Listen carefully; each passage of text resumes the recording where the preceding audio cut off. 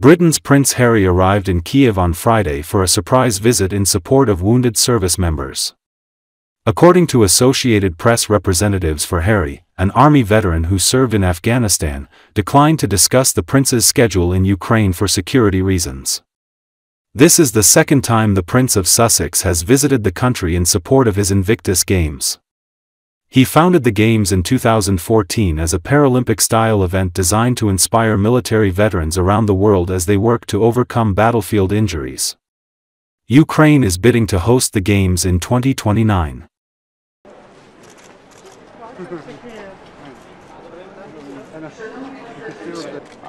Super Royal Express.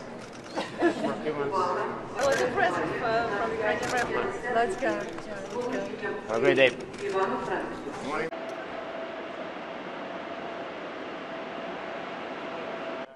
have a huge program for you guys. If you're...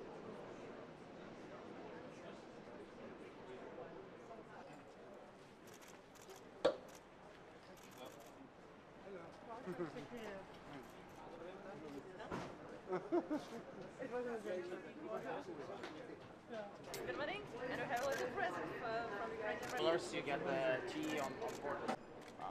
Super Royal Express.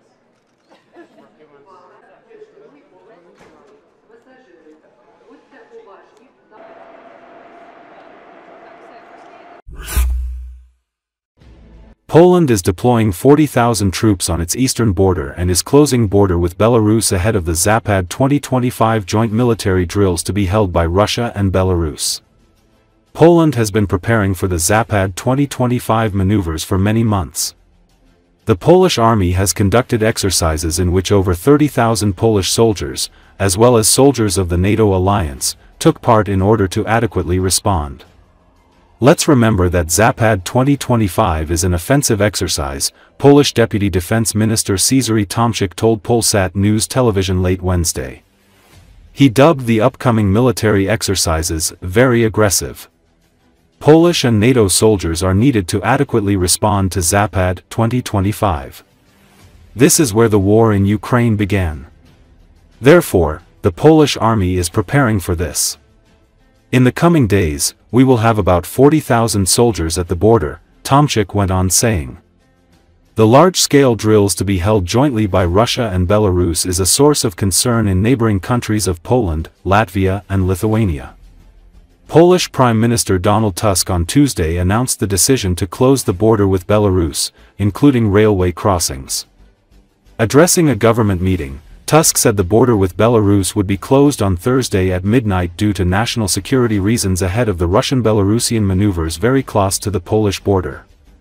Zapad 2025 joint military drills come every 4 years. On Wednesday, Poland jointly with NATO allies downed multiple Russian drones that intruded into the country's airspace.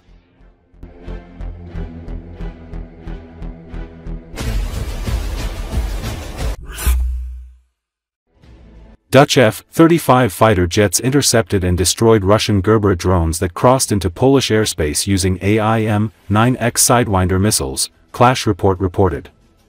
The engagement underscores a major cost disparity between the systems. Each Gerber drone is estimated at about $10,000, while a single AIM-9X missile costs approximately $2.8 million, a ratio of around 280 to 1.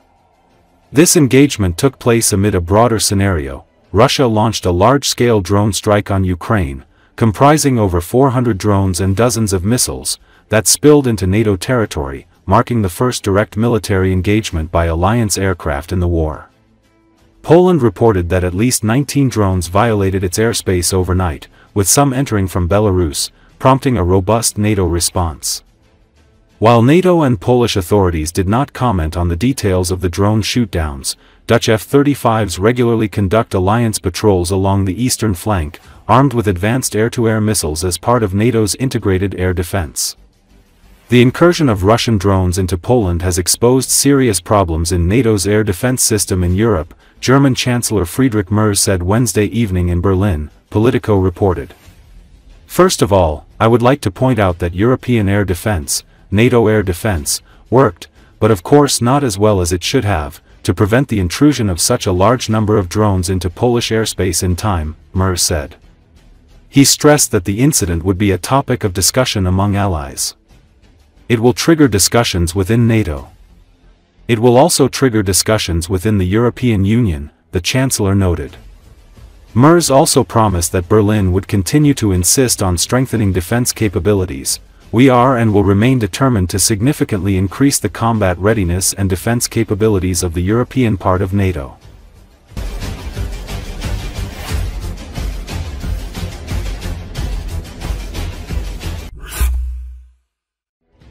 A car with Ukrainian license plates was filmed in Moscow. The footage immediately spread across social networks, but at the same time it became the reason for a wave of jokes. Attention was drawn to a car with Ukrainian, namely Poltava, license plates, which was driving around the Russian capital. The corresponding video can be seen on the Telegram channel Trua Kremenchuk. The authors of the publication recalled Spiderweb 2.0, which was prepared for a year and a half, and during which a significant part of the Russian strategic air fleet was destroyed. Then the operation was delayed because at the decisive moment the Russian drivers all went on a drinking binge, and another threat of failure appeared when one of the participants exposed drones under the roofs of houses, but this problem was also quickly extinguished.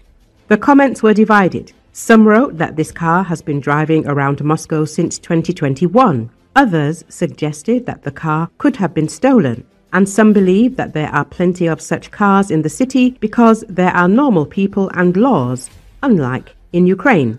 Recall a series of blasts at air bases deep inside Russia on June 1st, 2025, came as a rude awakening to Moscow's military strategists.